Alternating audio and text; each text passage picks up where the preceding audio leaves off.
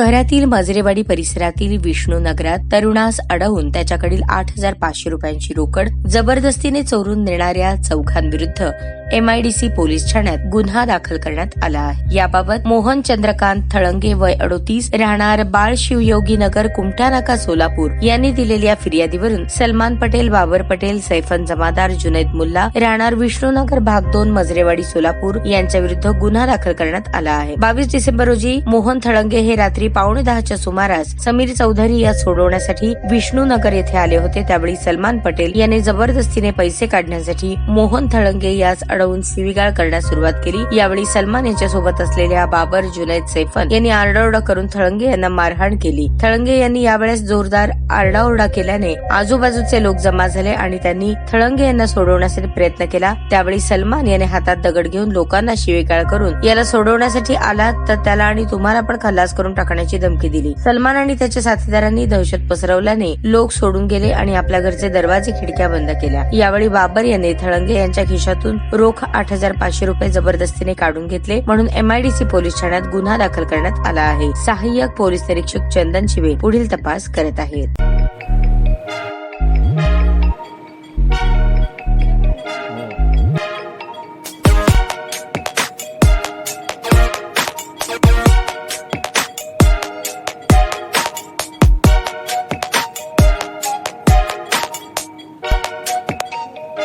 सोलापूर शहरातील सुप्रसिद्ध हॉस्पिटल म्हणजे सेंट्रल मल्टी स्पेशालिटी हॉस्पिटल मागील अनेक वर्षापासून सेवा बजावत आहे। 24 तास इमर्जन्सी सर्व्हिस, मॉडर्न टेक्नॉलॉजी, अनुभवी डॉक्टर्स तसेच अत्याधुनिक तंत्रज्ञान सुविधांनी सुसज्ज स्त्रीरोग प्रसूती विभाग, ऑर्थोपेडिक विभाग, मेडिकल विभाग आणि इतर एकमेव नाव म्हणजे सेंट्रल मल्टी स्पेशालिटी हॉस्पिटल।